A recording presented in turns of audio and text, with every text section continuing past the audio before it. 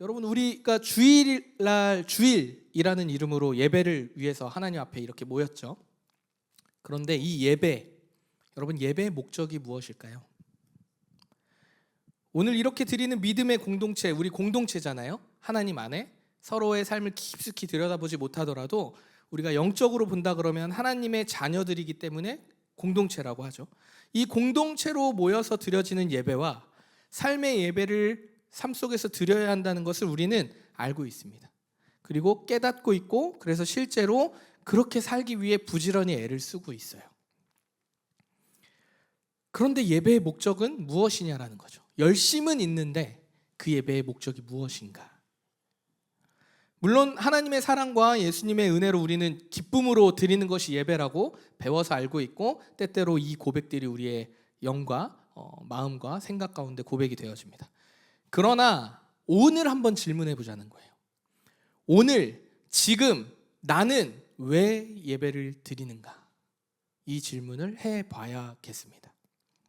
만약 우리 안에 이 하나님 앞에서 이러한 질문이 끊어진 삶이라면 어느덧 우리의 삶에는요, 경건의 모양만 남은, 열심만 남은 허울뿐인 신앙이 될지도 모른다는 거예요.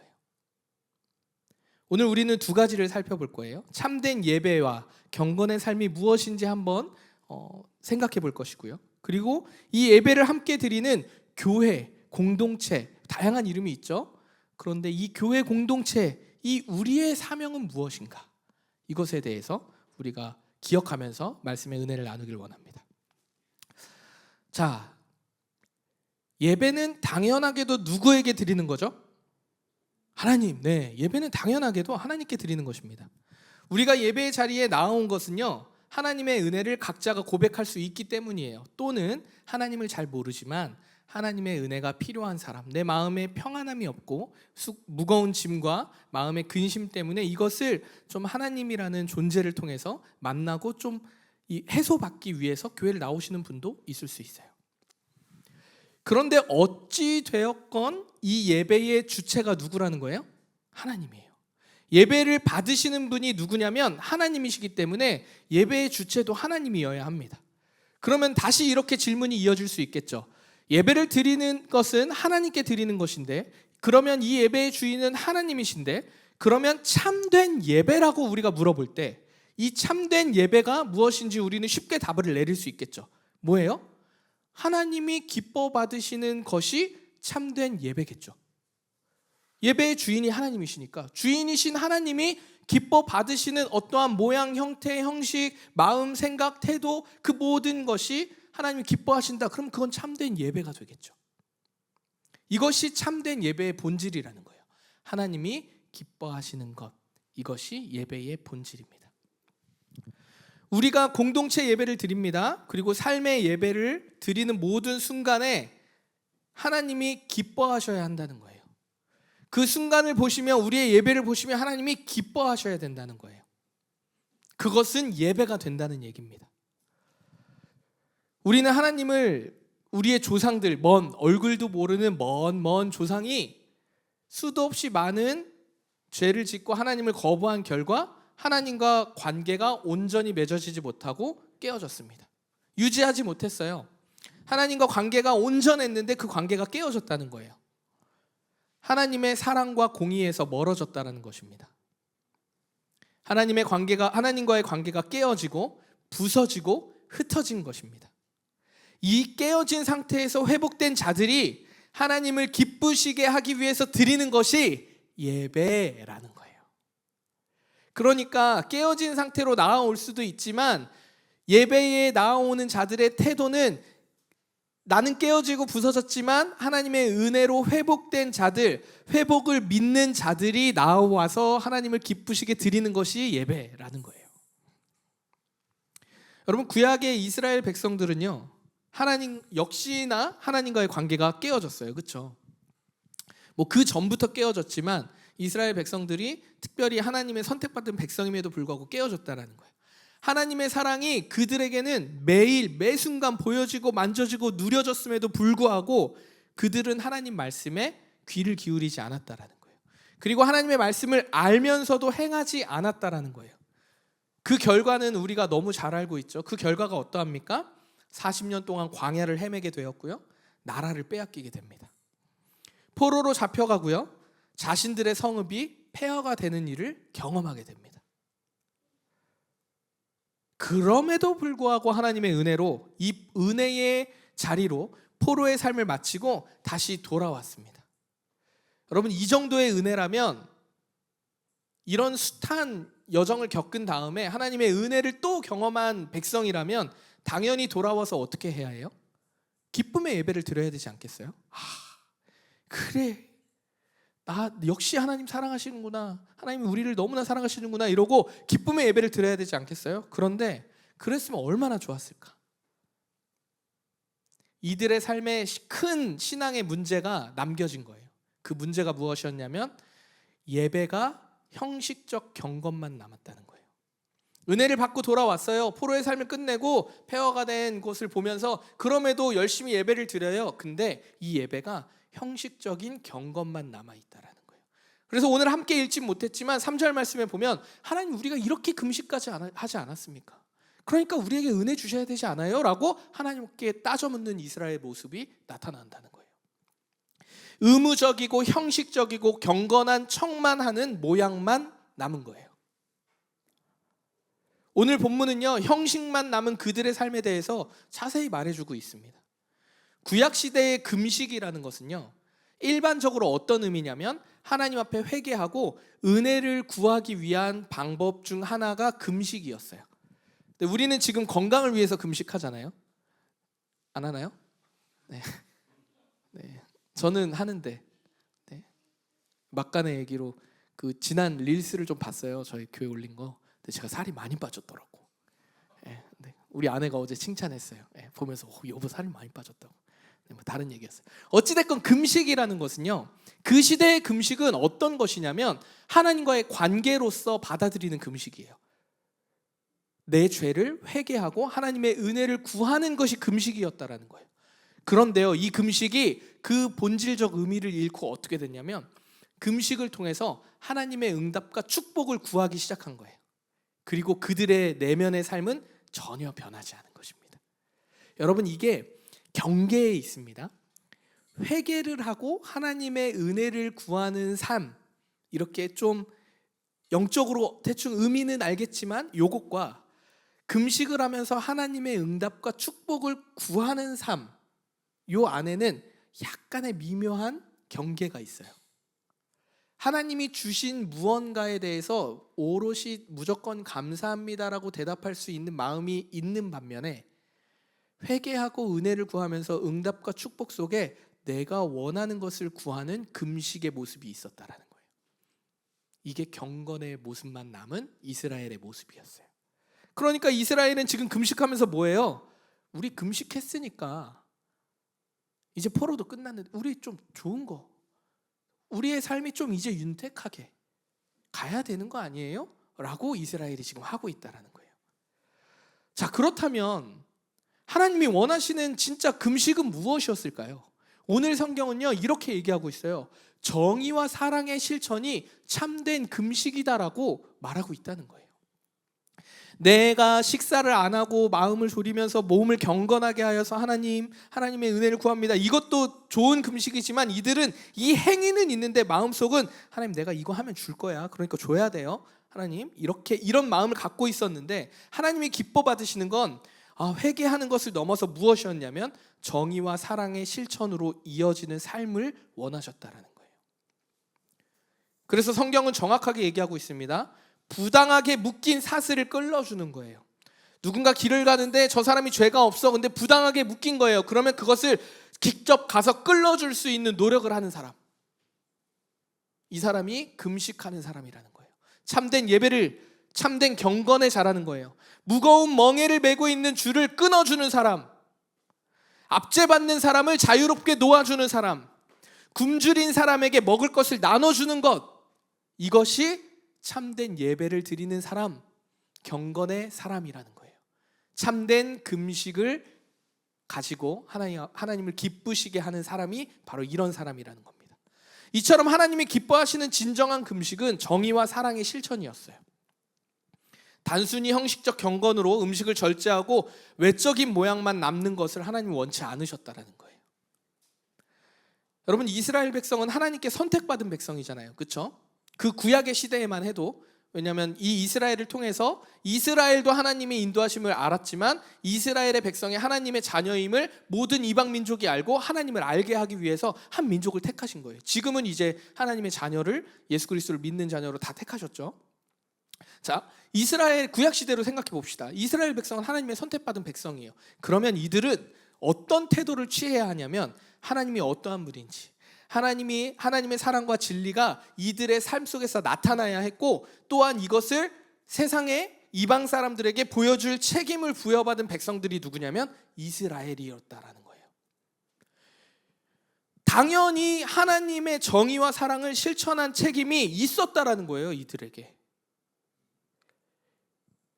그런데 지금 그들은 종교적 형식에 얽매여서 공동체 사회를 등한시 여기고 자신의 안위만을 위해서 경건한 척하면서 어떻게 하고 있냐면 여기가 좋사오니 하고 있다라는 거예요.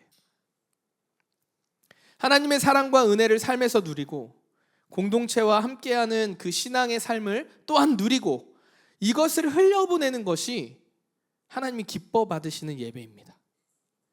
부끄러운 사실이지만 어쩌면 우리 또한 형식적 경건으로 예배하고 있을지도 모르겠어요. 어려서부터 예배를 빠지지 않고 드려봤기 때문에 어머니가 주보를 가져오라는 그런 어떠한 가족의 문화에 때문에 어쩔 수 없이 예배를 드리기 시작한 그 모태신앙의 삶 속에 예배를 빠지면 마치 벌을 받을까 두려워서 예배를 드리셨을지도 모르겠어요. 또는 목사나 전도사님이 예배와 공동체를 그렇게 강조하니까 어쩔 수 없이 드리는 경우도 있을지 모르겠습니다. 의무와 습관으로만 예배를 드리고 있는 내 모습, 우리의 모습을 발견하지 않으십니까? 물론 우리의 마음에는 하나님의 사랑이 없거나 은혜를 몰라서 모든 삶이 예배가 막 경건이 없는 거짓된 경건의 예배는 아닐 거예요. 10번 중에 반 이상은 아마 우리의 마음에 하나님을 감격하는 마음이 있을 것이라고 믿습니다. 중요한 것은 하나님이 기뻐 받으시는 예배, 기뻐 받으시는 삶이 무엇인가 하는 거예요. 형식적이고 자기중심적인 경건은요, 하나님 결코 기뻐하지 않으신다는 것입니다. 만약 우리가 형식적 경건을 멈추고 참된 예배와 경건의 삶으로 나아간다면, 오늘 말씀에처럼 정의와 사랑의 실천의 삶을 살고자 애쓰는 한 걸음의 우리의 믿음의 행위가 있다면, 오늘 성경은 어떠한 은혜가 주어지는지 또 이것 또한 자세히 얘기해 주고 있어요. 우리에게 영원을 주신 구원의 기쁨과 더불어서 이 땅에서 참된 평화가 주어진다는 것을 오늘 성경은 말하고 있어요. 오늘 성경은 그것을 분명하게 말하고 있습니다. 참된 예배와 경건의 결과가 어떠하냐면요, 나의 빛이 하나님의 형상대로, 우리 마지막 찬양의 고백처럼 하나님의 형상대로 지음받은 내가 그냥 자체 발광을 해요. 막 빛이 나기 시작하는데 이 빛이요, 새벽 동력처럼 어둠을 뚫고 나온대요. 나라는 존재가 빛이 나는데 새벽 동력처럼 어둠을 지나가는 그때에 밝게 비춰서 모든 어둠을 쫓아낸대요. 그리고 내게 있는 상처, 이 상처가 빨리 아문대요.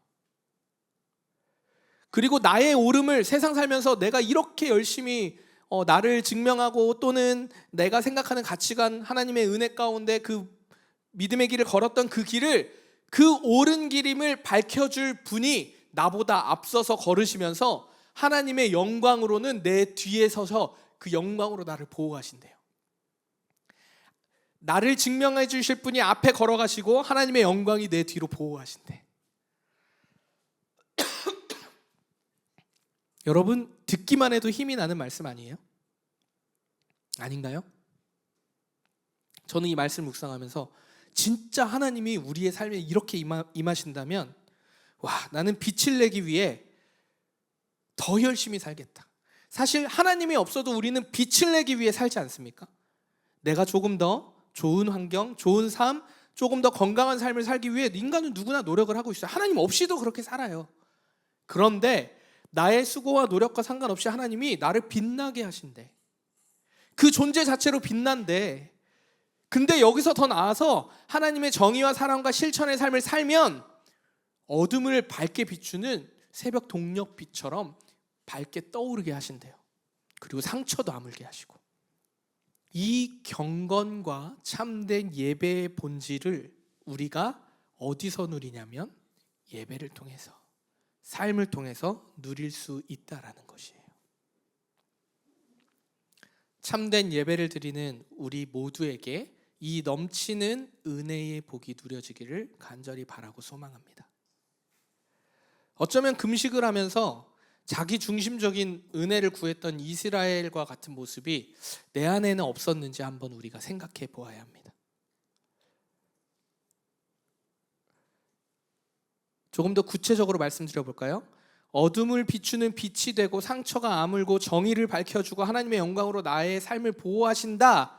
이 은혜보다 당장의 의식주를 걱정하며 내가 원하는 때에 내가 원하는 방식으로 나의 원함을 가득 채워줄 분을 찾고 있는 것은 아닌지 우리는 질문해 봐야 된다는 얘기예요. 오늘 이사야 선지자의 말씀은요, 우리의 믿음을 더욱 견고하게 그리고 담대하게 하는 말씀이에요. 오늘 9절 말씀인데요, 그때야 비로소 내가 부르면 여호와께서 대답하실 것이다. 내가 도와달라고 외치면 그는 내가 여기 있다라고 말씀하실 것이다. 할렐루야, 아멘. 사랑과 정의를 실천하는 가운데, 하나님의 은혜와 보호를 받는 가운데 주여라고 외치면 하나님께서 대답하신대요. 내가 여기 있다 성준아 라고 대답하신대요. 우리의 필요를 아시는 분께서 하나님의 기뻐하시는 예배와 삶을 드릴 때 모든 것을 채우신다는 얘기예요. 의식주 걱정하지만 이걸 모르시는 것이 아니라는 얘기예요. 먼저가 하나님이 되어야 된다는 얘기입니다. 우리의 주권이 하나님이 되어야 된다는 얘기입니다. 우리의 주인이 하나님이 되어야 된다는 얘기입니다. 우선이 하나님이 되어야 된다는 얘기예요. 그래서 하나님에 대해서 알아야 합니다. 하나님 말씀에 귀를 기울여야 해요. 앞서 일하시면서 길을 만들어 가신 하나님을 믿으시기를 그리스도의 이름으로 축원합니다. 아멘. 오늘 성경은요, 우리가 참된 예배와 경건의 삶을요 얘기하는데요, 이것을 개인의 삶으로 제한 두고 있지 않아요. 아니, 오히려 개인의 삶에서 누리는 은혜와 기쁨을 확장시켜야 된다고 말하고 있어요.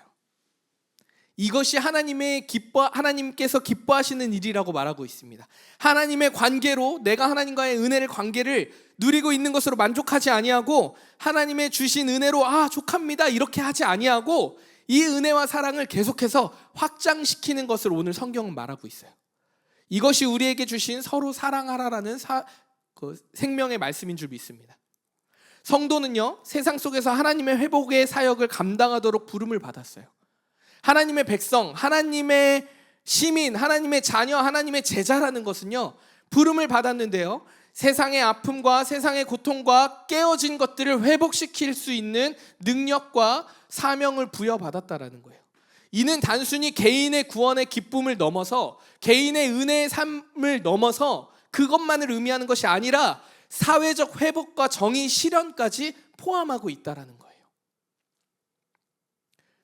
이를 위해서 교회가 모였습니다. 이를 위해서 교회가 존재합니다.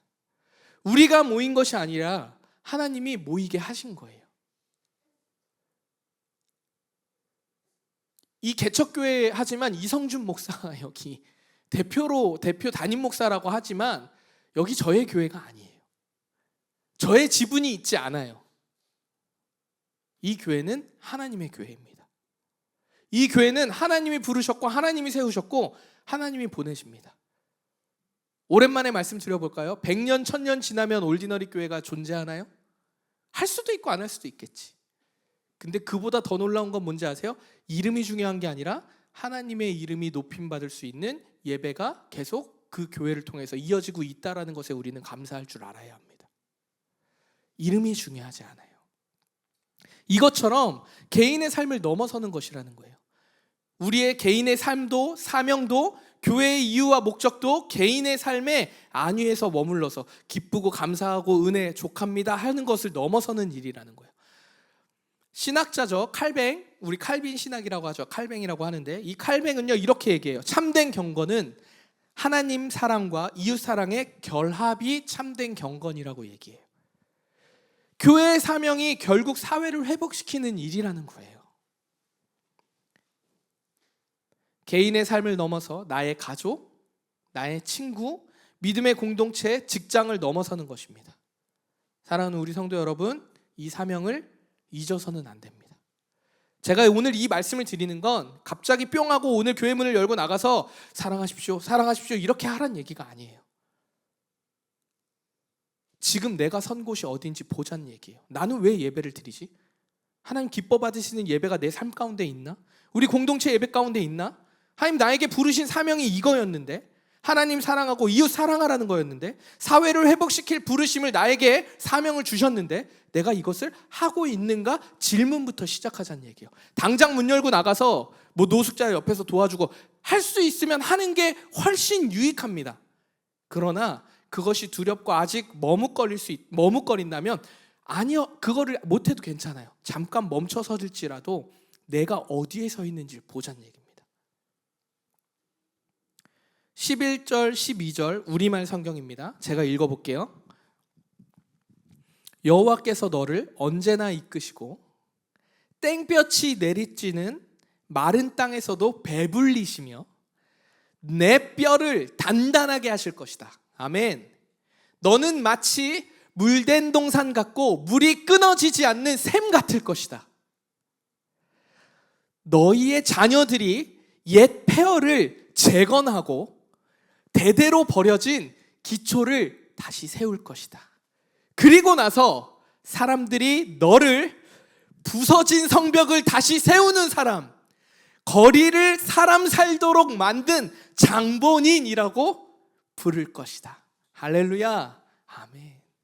여러분, 사람이 존중받는 사회, 이거는 그리스도인뿐만 아니라 이 세상을 살아가는 모든 인류가 원하는 일이에요.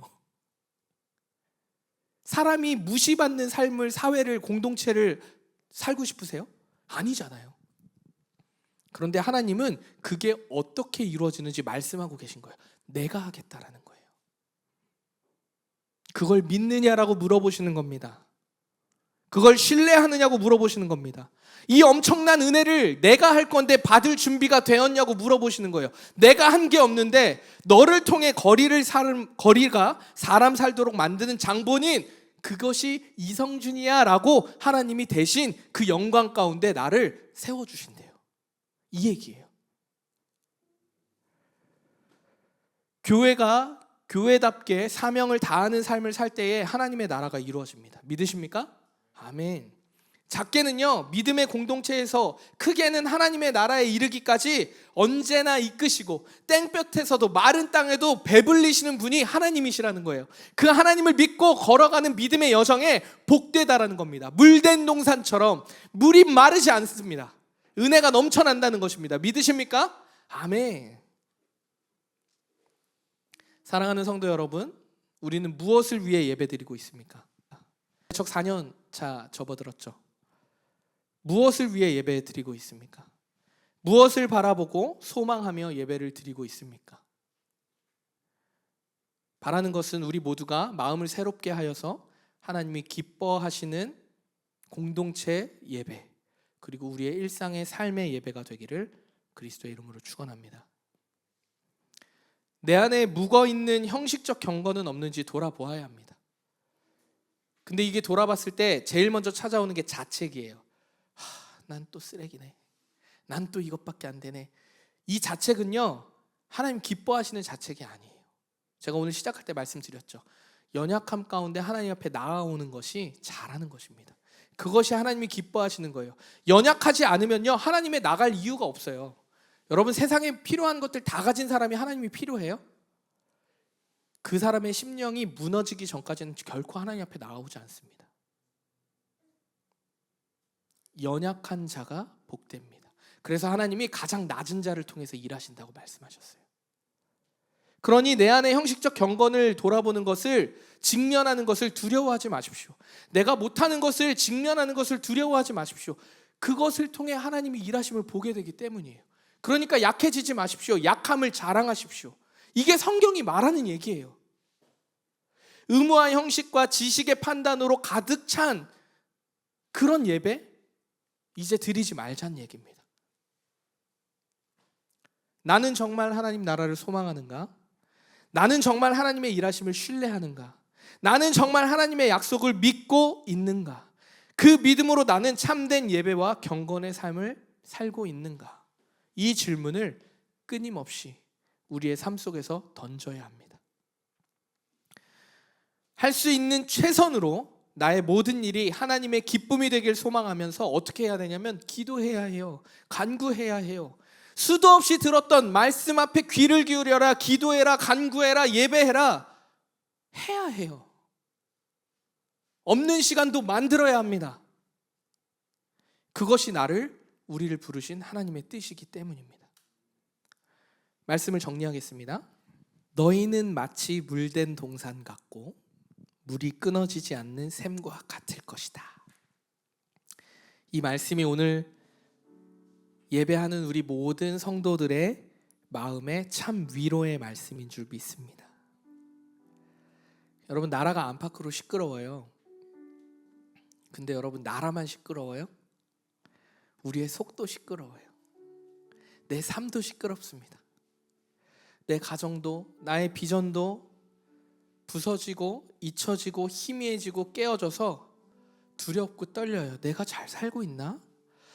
이렇게 사는 게 맞나? 나 열심히 사는 것 같기는 한데 몸과 마음이 지쳐만 가는 것 같은데 나라만 시끄러운 게 아니에요. 우리의 마음도 시끄럽습니다. 그럼에도 사랑하는 우리 성도 여러분, 꼭 부탁하고 싶은 것은 그 시끄러운 혼란스러운 나의 마음과 나의 생각과 이 사회 속에서도 우리는 하나님이 기뻐하시는 삶이 무엇인지 잊어서는 안 됩니다. 방법이요? 잘 모르겠어요. 저도 수없이 예배했고요. 목사니까 예배드리라고 수도 없이 얘기했습니다. 양육도 하고요. 말씀 읽기도 하고요. 신방도 열심히 해보고요. 세상과 맞닿은 곳에서 어떻게 해서든 사람들과 관계해서 예배하려고 애쓰고요. 좋은 말 하려고 애쓰고요. 부족한 내 연약함이지만 잘하려고 애써 봅니다. 근데 그렇게 사는 거예요. 방법이요? 쉬운 길이요? 없습니다. 그 쉬운 길 찾으면 저 좀 알려주세요. 저도 그 길 좀 가보게. 시끄럽습니다. 그러나 하나님의 은혜를 붙잡으십시오. 하나님이 하신다 하셨습니다. 하나님 앞에 무릎 꿇으십시오. 하나님이 앞서 일하고 계십니다. 내 삶을 맡겨드리십시오. 그리고 사회를 위하여 기도하십시오. 우리 1월 첫 주 예배 기억나세요? 바벨론의 포로로 잡혀간 그 현장에서 포로로 잡아간 그 바벨론을 위해서 기도하라는, 그 성읍을 위해 기도하라는. 왜 기도하라고 하셨죠? 그 성읍이 평안해야 내가 평안하니까. 여러분, 평안하고 싶으십니까? 그러면 사회를 위해 기도하십시오. 여러분, 회사 직장에서 평안하고 싶으십니까? 그럼 직장을 위해 기도하십시오. 깨어진 관계가 평안해지고 싶으십니까? 깨어진 관계를 놓고 기도하십시오. 우리 가정이 하나님 뜻 안에 온전한 가정으로 세워지길 소망하십니까? 그럼 가정을 놓고 기도하십시오. 나의 자녀가 하나님의 사랑 안에서 온전하여져서 하나님의 사랑을 받고 사랑을 흘리는 자녀로 자라기를 소망하십니까? 그럼 기도하십시오. 그런데 우리는 두렵고 떨리는 자리에서 두렵고 떨려만 하고 있어요. 나아갈 생각을 하지 않아요.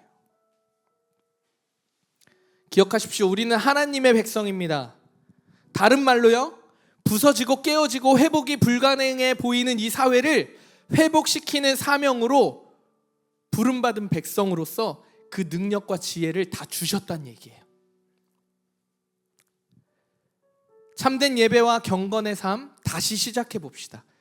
여러분, 이제 2025년 1년에 3주밖에 안 지났어. 3주밖에. 다시 시작해 봅시다. 제가 개척부터 지금까지 한결같이 얘기하고 있죠. 열심히 사는 인생 중에도 시간을 구별해야 한다. 하나님의 말씀에 귀를 기울이고 하나님 말씀 앞에 내 삶을 돌아보는 시간이 필요하다라고 말씀드리고 있어요. 각자의 라이프 스타일에 맞게 하라고 했어요. 새벽 기도 오라고 얘기하지 않잖아요. 수요예배 만들어서 수요예배 오라고 하지 않잖아요. 각자의 삶에서 시간을 내서 구별하라고 말씀드렸어요. 하셔야 합니다. 해야 합니다. 우리. 그게 우리의 소망이기 때문이에요. 목사는 이 이상 더 해줄 수 없을 것 같아요. 마음 같아선 다 같이 살고 싶어. 여러분은 싫겠지? 나는 좋을 것 같은데. 우리 애들 좀 봐주소. 다 같이 살면서 좀 지치고 힘들면 위로해주면서 그냥 같이 이렇게 좀 지내보고 싶어. 마음은 그래요. 마음은.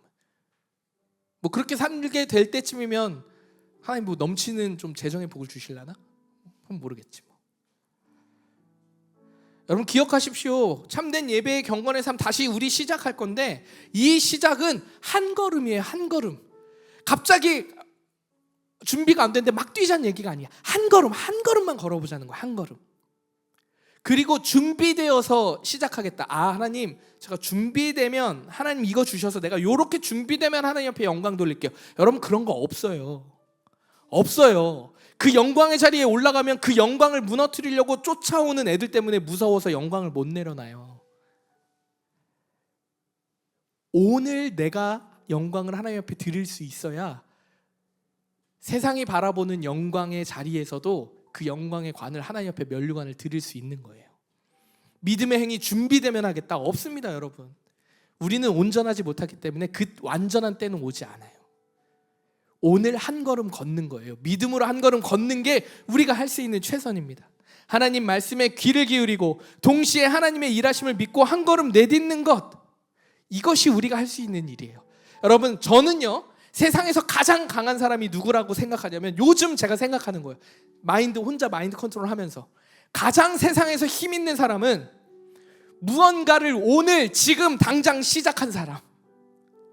저는 그 사람이 가장 강한 사람인 것 같아요. 한 걸음을 그냥 내딛어 본 사람. 뭐 성공 스토리 다 필요 없고 그래서 오늘 내 상황이 어떠한데 나는 움찔해본 사람. 난 이 사람이 세상에서 제일 강한 사람인 것 같아요. 사랑하는 올디너리 믿음의 동역자 여러분, 사회를 회복시키기 위해 우리의 예배가 회복되어야 됩니다. 우리의 삶이 회복되어야 돼요. 그것이 시작입니다. 그리고 머뭇하지 않고 나에게 주어진 삶을 최선을 다해 살아야 돼요. 기도만 하고 예배만 드리면서 삶이 그대로라면 이스라엘 백성이 금식하는 모습과 똑같은 거예요. 겉은 경건한데 속은 하나도, 내면과 삶의 모습은 하나도 변하지 않은,